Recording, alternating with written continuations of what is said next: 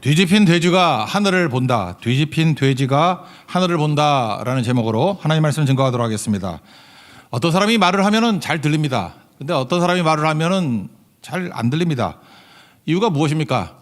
말하는 방법이 틀리기 때문에 그렇습니다. 어떤 사람이 자기 주장을 하거나 자기 견해를 자꾸만 말하면 듣기 싫습니다. 왜냐하면 강요같이 보이고 독성같이 보이기 때문에 그렇습니다. 근데 잘 들리는 사람을 보면은 스토리텔러라 그러죠. 이야기를 합니다. 이야기는 잘 들립니다. 특별히 그 세계 속에 우리가 들어가게 되잖아요. 그래서 이야기를 통해서 전달할 때 잘 전달이 된다라는 것입니다. 이야기는 반박하기 힘들고 또 저항하기 힘듭니다. 왜? 내 이야기 하는데 간섭할 이유가 없잖아요. 그래서 이야기가 전달에 있어서 되게 중요하다 이렇게 얘기를 합니다. 나의 이야기, 이걸 크리스찬들은 뭐라 그러느냐? 간증이라고 얘기합니다. 그래서 간증, 이건 이야기라는 거예요. 사도 바울의 이야기입니다. 사도 바울의 간증입니다. 복음 증거도 이야기 형태로 증거될 때 잘 증거될 수 있다라는 것입니다. 특별히 나의 이야기를 통해서 예수님 증거하는 게 되게 중요한 거겠죠. 나의 이야기가 그의 이야기가 될 때 힘있게 증거될 수 있다라는 것입니다. 나의 이야기를 통해서 예수님이 증거될 수 있는 우리 하나님의 거룩한 종 되기를 바랍니다. 금주간에 이제 고전선교 떠나게 되죠. 그럴 때 여러분들 나의 이야기, 나의 간증을 좀 정리하십시오. 그래서 나의 이야기에 예수님의 메시지를 담아서 증거된다 그러면 우리 강력하게 전달될 수 있다고 생각합니다. 우리에게 주시는 정확한 타이밍에 주시는 말씀이라고 생각을 합니다. 간증은 세 가지 형식으로 이루어져 있습니다. 첫 번째는 과거 이야기가 있어야 되고, 두 번째는 예수님을 만나는 얘기가 있어야 되고, 세 번째는 변화된 내용. 이렇게 세 가지가 있어야지 간증이라는 것입니다. 여기서 자기를 드러내면 안 됩니다. 사람을 드러내면 안 되고 오직 예수님만 드러내야 된다라는 것입니다. 그러면 잘 전달된다는 거예요. 특별히 그 간증은 정리가 돼야 됩니다. 정리가 된 사람은 들립니다. 어떤 사람은 1시간 얘기해 달라고 요청을 합니다. 1시간 주면은 들을 게 없습니다. 심지어 20분 얘기한다 그래도 한번 들어봐요. 들을 게 하나도 없어요.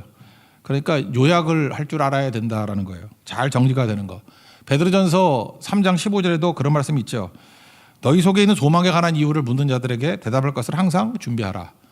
정리돼 있으라 그런 얘기죠. 그래서 자기의 간증이 정리되어 있는 것, 이거 강력한 힘이 될 수 있다는 것입니다. 세 가지 형식 얘기했죠. 과거 얘기, 그 다음에 예수님 만난 이야기, 이후에 변화된 이야기. 그 세 가지가 간증의 3대 요소라는 것입니다. 사도 바울이 모델입니다. 이게 간증이 되게 중요한 모델인데 이렇게 우리도 간증할 수 있는 우리 하나님 종 되기를 바랍니다. 첫 번째는 과거 이야기죠. 과거 이야기를 이렇게 얘기합니다. 자기 소개를 굉장히 간단하게 합니다. 자기 자랑이 없습니다. 우리 같으면 자기 소개하고 과거에 왕년에 놀았던 얘기들 너무 오래 하잖아요. 그래서 거기에서 사람들이 설깃하면은 그거 과장하다가 이게 간증인지 자랑인지 알 수 없는 그런 때가 있습니다. 근데 바울과 같이 꼭 필요한 자기가 어떤 존재였는지를 보여주는 간단한 얘기가 중요하다는 거예요. 사도 바울은 과거에 대해서 두 가지로 설명합니다. 길리기아 다소에서 태어났다. 나 촌사람 아니고 도시사람이다. 그런 뜻이고 가말리엘 휘하에서 배웠다. 그러니까 무슨 얘기예요?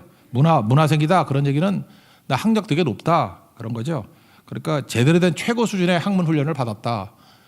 두 가지 얘기 듣는 순간에 딱 들어와요. 바울이 어떤 존재였는지. 특별히 1절에 보니까 변명이라고 되어 있는데 저는 이 번역보다는 변론이라는 번역이 더 좋은 것 같아요. 변론. 그래서 변론자 예수 그리스도 이런 책도 있거든요. 변론. 그러면 변명하고 변론하고 차이점이 무엇입니까? 변명은 나 중심이에요. 나를 드러내는 것. 변론은 예수님 중심입니다. 예수님 드러내는 것. 우리는 진짜 자기 자신에 대해서 관심이 많습니다. 그래서 맨날 변명합니다. 그래서 내 관심이 내 신분, 내 관심이 내 위치, 내 관심이 내 성공, 내 관심이 내 자녀, 보통 나한테만 관심이 있어요. 그래서 나를 공격하면 막 변명하고 막 그럽니다. 근데 변론은 그게 아니거든요. 사도 바울은 자나깨나 예수님 생각밖에 없습니다. 그래서 예수님이 중심입니다. 지금 배경이 어떤 거예요? 유대인들이 광기 어려가지고 바울 죽이려고 그러는 거 아니었습니까? 천부장이 간신히 건져낸 거 아니에요. 그런 상황이면은 그 자기 안위를 생각해야 될 건데 바울은 싹 잊어버립니다. 예수님밖에 없어요. 그래서 기회를 달라고 그러고 지금 예수님 증거하고 있지 않습니까? 사람이라는 게 그렇잖아요. 어떤 어려움을 당하게 되면 트라우마라는 게 있죠. 사도 바울은 돌멩이에 여러 번 맞았거든요. 그래서 돌멩이에 맞는다는 게 어떤 건지 압니다. 근데 지금도 죽을 뻔했잖아요. 그러면 트라우마가 있어가지고 마음 가라앉혀야 되잖아요. 우리 같으면 너무 놀라면 청심환 먹잖아요. 지금 만약에 청심환이 있다 그러면 몇 개 먹어야 될 상황 아닙니까? 막 놀란 가슴에, 그죠? 근데 자기가 없어요. 싹 잊어버리고 기회를 타가지고 다시 예수님 증거할 그런 마음이 있었다라는 것입니다. 그래서 자기가 어떤 배경의 사람이고 얼마나 율법에 열심히 했던 사람이었는지 어리석은 사람이었는지 간단하게 묘사합니다. 우리도 자기 자신의 내용들을 이렇게 간단히 묘사할 수 있는 훈련이 돼 있는 하나님 백성 되기를 바랍니다. 3절을 보면은 자기 배경을 설명합니다. 3절 읽겠습니다. 시작.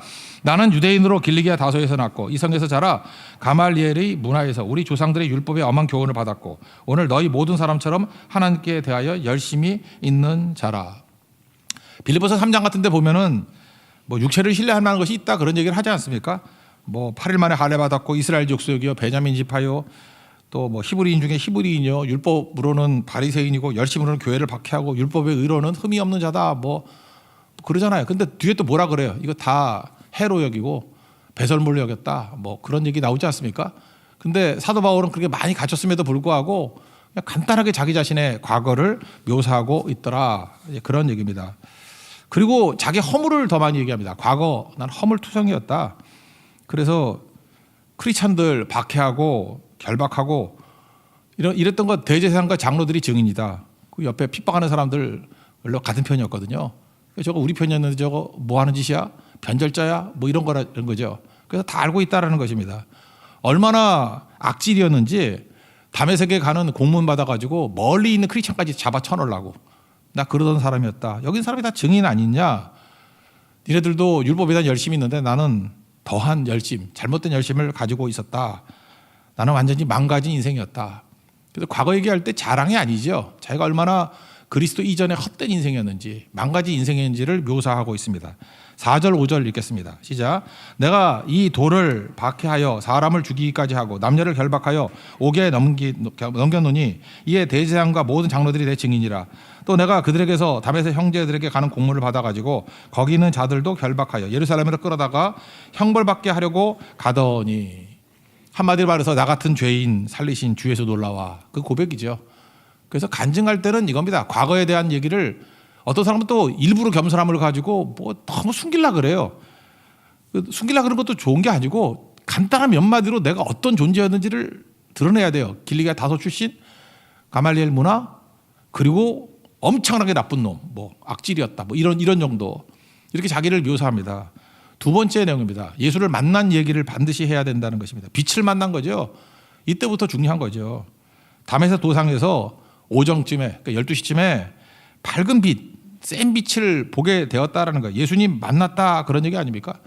마침 이것도 맞아떨어지네요. 우리 금요철야 때 요즘에 요한계시록을 살피는데 요한계시록 1장 9절부터 20절까지 내용을 보면은 그 요한이 밤모섬에서 천국의 환상을 보는 얘기가 나옵니다. 천국에 계신 예수님을 보게 되는 얘기가 나와요. 그래서 제목이 뭐였냐면 천국의 영광을 보고 기절하다예요. 여기도 똑같아요. 바울도 다메섹 도상에서 예수님 만나고 난 다음에 발에 엎드려졌다. 이것도 거의 기절이에요.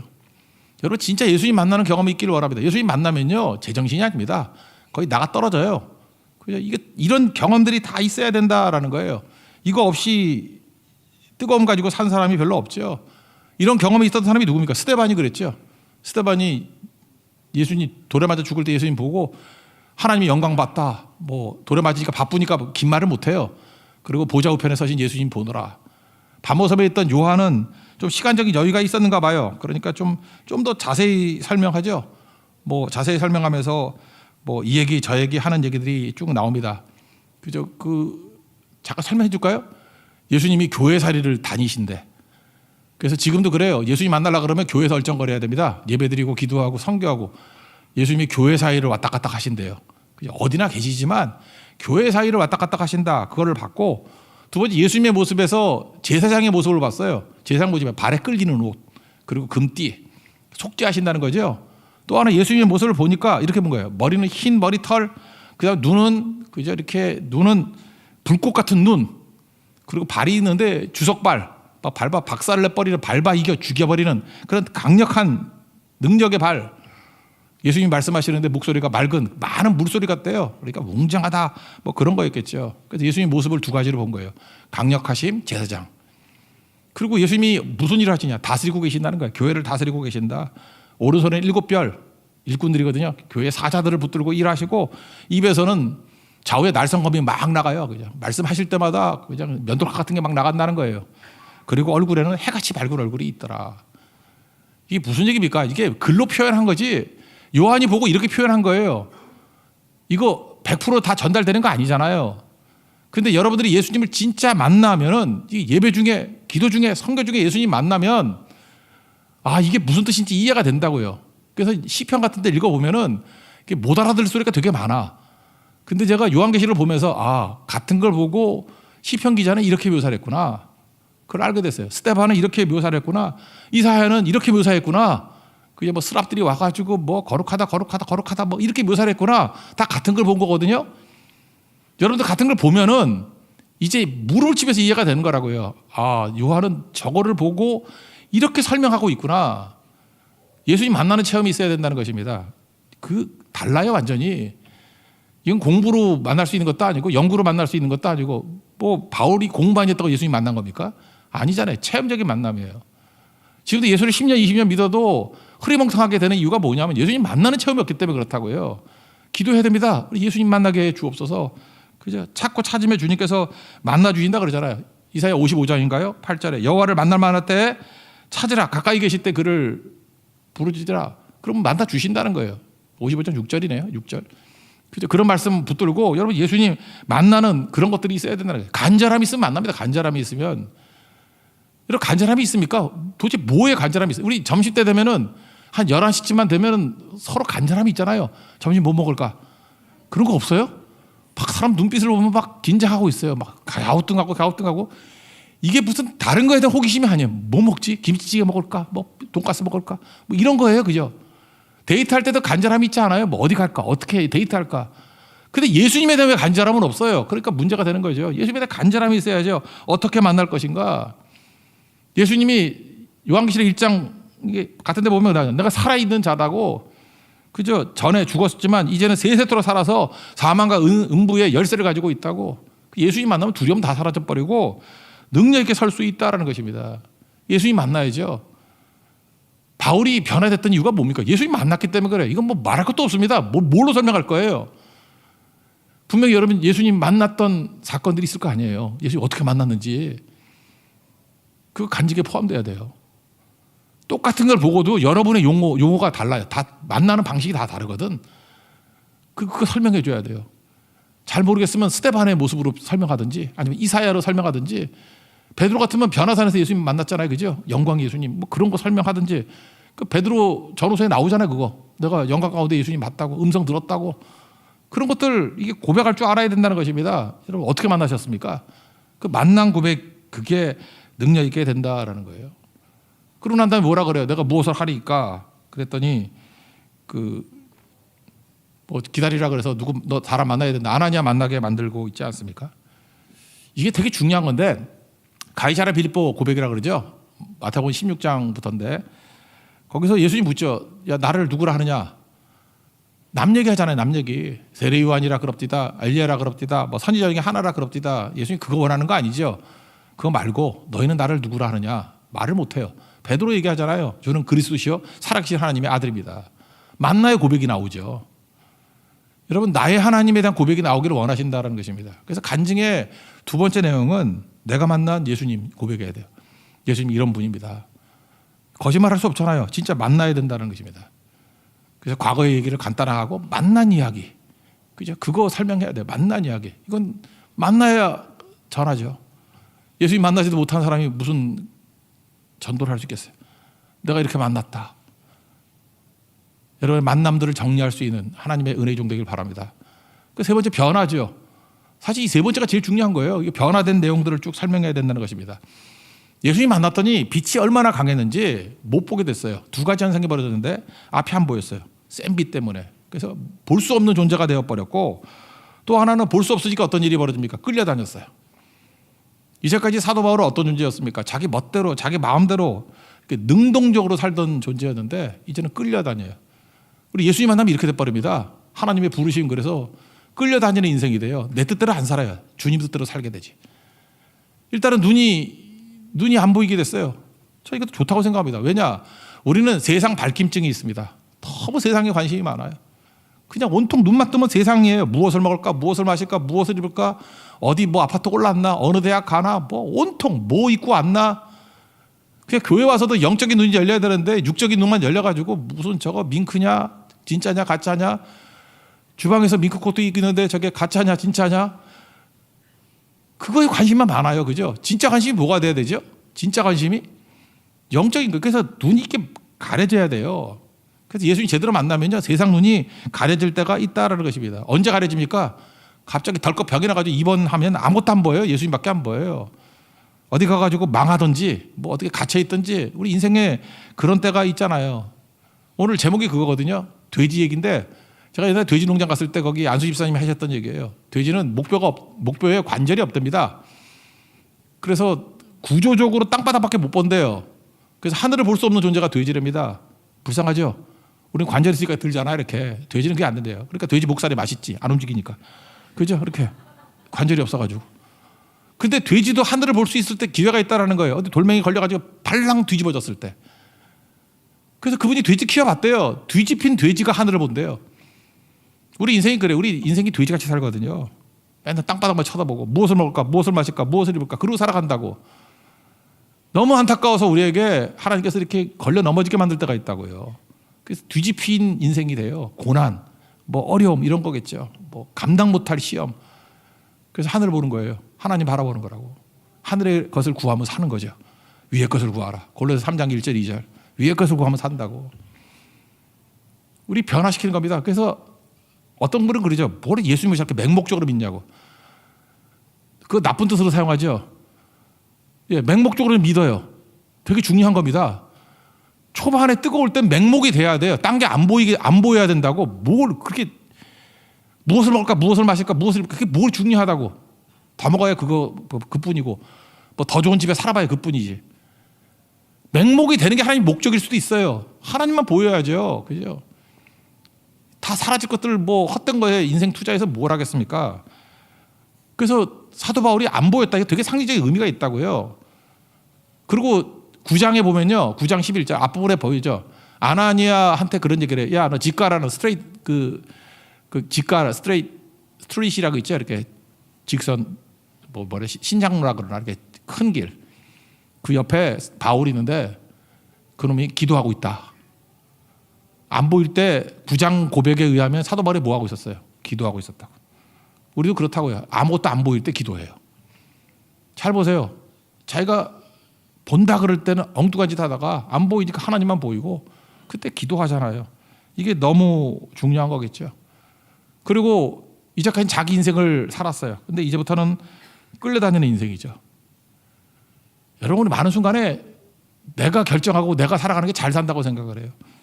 그래서 고개를 끄덕끄덕하죠. 이건 상식이라 그래요. 근데 이해 납득 공감 안 되는 거, 이걸 사명이라 그런다고. 하나님의 부르심 이해 납득 공감 안 돼요. 왜냐? 워낙 차원이 높기 때문에. 그 사명에 순종하고 나아가면 여러분 하나님 수준의 인생을 살 수 있다는 것입니다. 바울이 지금 그거를 경험하고 있다는 거예요. 베드로도 그랬죠. 베드로 요한복음 21장에 보니까 네가 젊어서는 스스로 띠띠고 원하는 곳으로 다녔지만 이게 복이 아니죠. 베드로가 원하는 대로 다 하고 다닐 때 맨날 예수님 부딪히고 사탄아 너희들 물러가라 욕이나 먹고 맨날 그랬잖아요. 근데 내가 늙어서는 팔을 벌리리니 남이 내게 띠띠우고 원하지 않는 곳으로 데려가리라. 이게 바로 뭐예요? 사명자의 삶이고 순교자의 삶으로 살았잖아요. 이것 때문에 베드로가 위대해진 거지. 자기 원하는 대로 스스로 원하는 대로 다녔으면 그런 망치 인생이었습니다. 우리 인생도 마찬가지예요. 예수님 만나면요, 이제 세상에 안 보여요. 세상 발김증이 다 사라져버리고 주만 보인다고요. 그리고 이제 내 뜻대로 사는 게 아니라 원하지 않는 것 같이 보이는데 부르심 따라가는 인생이 돼요. 그래서 길지 않은 인생에 영광스러운 인생, 하나님께서 붙들어 주시는 거룩한 인생이 된다라는 것입니다. 여러분 그 길 걸어갈 수 있는 하나님의 믿음의 종 되기를 축원합니다. 우리 11절 읽어봅시다. 11절 시작. 나는 그 빛의 강체로 말미암아 볼 수 없게 되었으므로 나와 함께 있는 사람들의 손에 끌려 다메섹에 들어갔노라. 끌려갔어요. 이게 변화된 인생 자기를 묘사하고 있습니다. 같은 다메섹에 갔습니다. 원래 다메섹에 가는 목적이 뭐였어요? 크리스찬 잡아다가 옥에 가두려고. 근데 예수님 만나고 나니까 똑같은 장소에 갔지만 목적이 달라졌죠. 의미가 달라졌죠. 이제는 복음 증거하러 간 거고 훈련받으러 간 거고 하나님 백성 믿으러 간 거예요. 사마리아 여인도 마찬가지죠. 요한복음 4장 보면은 사마리아 여인이 동네로 갔다 그랬는데 옛날에 동네는 숨어 있을 곳이에요. 그죠? 사람 낯을 피하는 동네였다고. 근데 자기가 살고 있는 동네를 가는 목적이 뭐예요? 같은 동네지만 목적과 의미가 달라졌죠. 이제는 내가 메시아를 만났다. 예수님 보러 가자. 전도하는 곳이었다고요. 여러분 여행 다녀보면 아시죠? 지금도 뭐 성도들 가운데 글쎄 뭐가 또 그것도 가치가 있는지 모르겠다. 선교는 안 가고 맨날 뭐 유럽 여행 간다, 뭐 미국 여행 간다, 뭐 남미 여행 간다. 웃고 있는 분이 그런 계획이 있는가 보죠. 꼭 가봐요. 가보면 똑같은 장소를 가도 뭐하다 오르지 몰라. 맨날 찍어오는 사진이 뭐 먹는 사진. 그래 먹고 돼지라 되라. 내가 그런 생각했어요. 그러다 뒤집혀라. 그래서 한이라 하라. 맨날 그러고 다닌다고요. 근데 똑같은 장소도요. 선교하러 가면 달라요. 저도 뭐 대만에 놀러 간 적도 있었다고요. 놀러 갈 때 대만과 선교 갈 때 대만 달라요. 제주도도 마찬가지예요. 제주도 놀러 갈 때 제주와 선교 갈 때 제주 달라요. 같은 장소지만 의미가 달라진다고. 여러분 가정도 마찬가지예요. 시댁도 마찬가지예요. 그냥 보통 때 시댁은 아이고 이 시월드 그러면서 막 시편도 안 읽잖아. 시자 들어가기 싫다고. 그죠? 시편. 여자들이 아니고 시편 남자들만 읽지. 싫어. 그죠? 최고의 남편과 아담 시어머니가 없으니까 뭐 이런 소리만 맨날 하고 있잖아. 그죠? 달라요. 근데 시댁이 사명지가 돼요. 직장이 아이고 또 직장이냐 이지그지 생각만 해도 그 잠이 하나 밤맛 떨어져. 근데 직장이 달라져요. 선교지가 돼버린다고. 언제 예수님 만나면 변화가 된다고요. 여러분 우리가 적어도 고성은 갈 때 의미가 다르죠. 고성이 의미가 다르죠. 우리가 GS25 갈 때마다 고성, GS 이렇게 생각이 들잖아요. 우리는 GS가 고성으로 보이잖아요. 그렇게 안 보입니까? GS 고성. 그게 우리라고요. 왜? 의미가 다르고 목표가 다르고 다 달라졌기 때문에 그렇다라는 거예요. 하나님 앞에서 이렇게 변화받는 하나님의 거룩한 종되기 바랍니다. 거기 갔더니 지금 사도 바울은 그랬어요. 내가 무엇을 하리까 이렇게 물었다고. 그때 예수님이 야 서두르지 말고 그죠? 서두르지 말고 차례차례 거기 가면 누구 만날 거야. 그죠? 그리고 너 거기서 이르는 말이 있어. 누구 만나는 거야? 아나니아 만난다는 거죠. 그래서 여러분 잊지 말게 순종이라는 것은 하나님 앞에서 그냥 그 스텝 바이 스텝이에요. 단계가 있다고 막 서둘러서 자기 멋대로 하고 싶은 거 하는 게 아니라 그냥 한 가지씩 하는 거예요. 우리가 하나님 앞에 기도할 때 월용할 양식을 주옵소서 이렇게 기도하는 사람 없죠. 여기가 기업이 아니에요. 기업체가 아니에요. 직장이 아니라 월급으로 안 줘요. 하나님이. 월급으로 주면 한 달에 한 번씩 만나면 되지. 우리 이제 다음 달에 만나요. 그러면 되잖아. 일용할 양식이에요. 내일 또 만나야 돼요. 일용할 양식. 그러니까 주마다 주용할 양식으로 사는 사람은 좀 힘들겠죠. 일주일에 한 번씩 만나는 분들은 그래서 맨날 허기져 있어. 맨날 발 갔다가 근심해 있다. 발 갔다 근심해 있다. 그렇지만 일용할 양식이거든요. 만나 주시듯이. 하나님의 은혜를 주실 때 하루분 주셔요. 하루분. 그래서 그거 순종하면 그 다음이 나오고 그거 순종하면 그 다음이 나오고. 선교라는 게 좋은 게 그거 같아요. 일용할 양식을 체험하는 거 아니에요. 아침에 말씀 받고 하루 종일 쏟아붓고 저녁에 채우고 새벽에 무장에 또 나가고. 그래서 일용할 양식이 뭔지를 깨닫는 거 아니에요? 그거 한 일주일 정도 경험하면 인생은 이렇게 사는 거구나. 그걸 깨닫게 된다는 것입니다. 그게 간증이에요. 여러분 간증이 넘쳐날 수 있는 하나님의 거룩한 종 되기를 바랍니다. 그래서 여기 보세요. 사도 바울이 지금 어떻게 보면 부조가 아니에요. 안 보였어요. 그리고 뭐 병도 나고 뭐 돈도 없고 그러죠. 근데 하나님은 다 준비해 주셨죠. 안 보이는 바울을 보게 만드실 사람도 시켜놨죠. 질병이 있다 그러면 고쳐줄 분도 준비해 놓고 돈이 없다 그러면 분명해요. 하나님과 동행하면 줄 사람 기다리고 있어요. 믿으십니까? 별로 안 믿는가 보네. 그럼 뭐 그지같이 살아요 그러면. 예. 분명히 기다리고 있다고요. 우리가 이 모든 가운데 하나님만 바라보고 있으면 하나님께서 한 단계 한 단계 필요를 채워주신다고. 그래서 바울이 하나님의 공급으로 살아가는 거룩한 인생이 되더라는 것입니다. 그리고 마지막 뭐라고 얘기해요? 너 당시를 볼 때는 사실은 메인스트림 주류가 어디예요? 유대인들 아니에요. 변방같이 보이고 쫓겨난 같이 보이잖아요. 근데 너 이방인의 사도로 내가 너를 불렀어.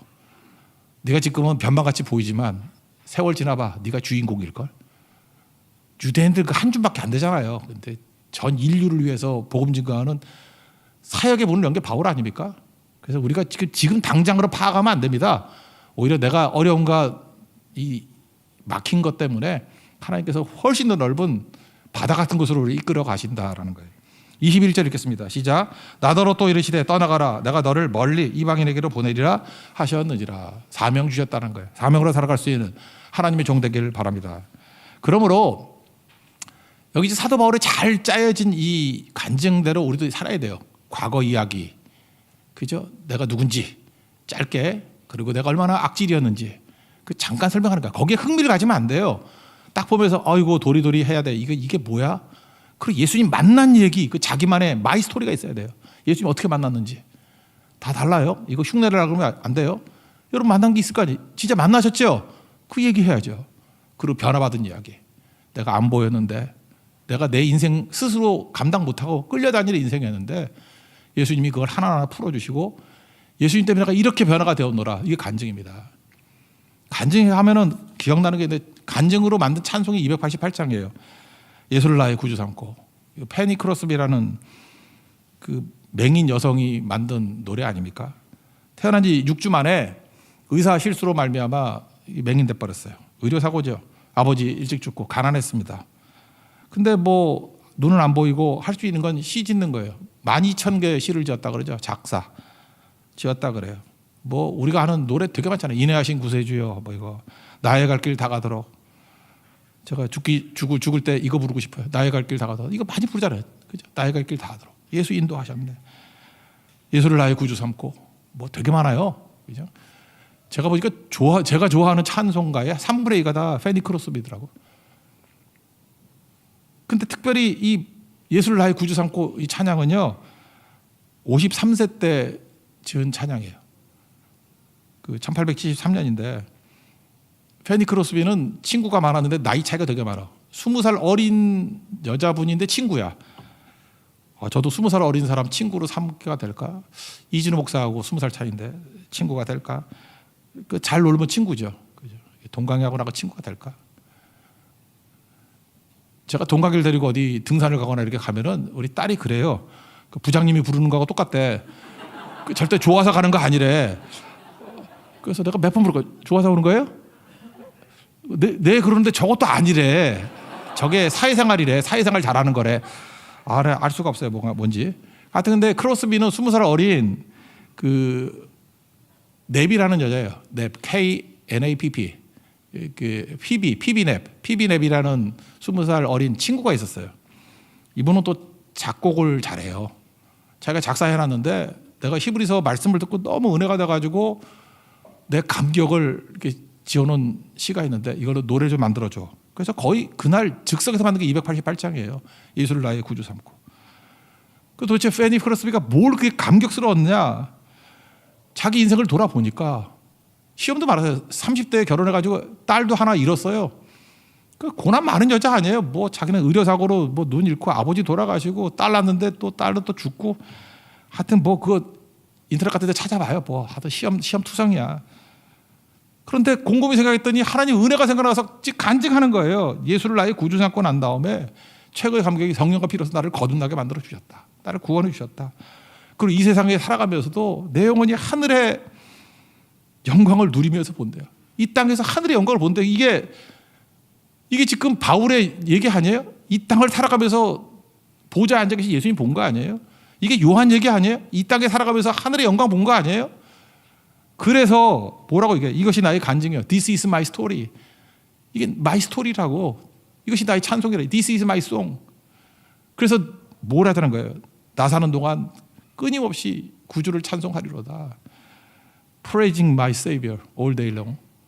하루 종일이죠. 하루 종일. 나 사는 동안이 아니라 그냥 하루 종일토록 주님을 찬송한다고. 구세주를 찬송한다고. 이 찬양 그 무디 목사 알죠? 무디 목사 옆에 찬양 인도하는 사람이에요. 생키라고. 생키가 이 노래 18번이에요. 맨날 이거 불렀어. 예수를 나의 구주 삼고. 이거 부를 때마다 무지하게 많은 사람들이 죽게 돌아왔어요.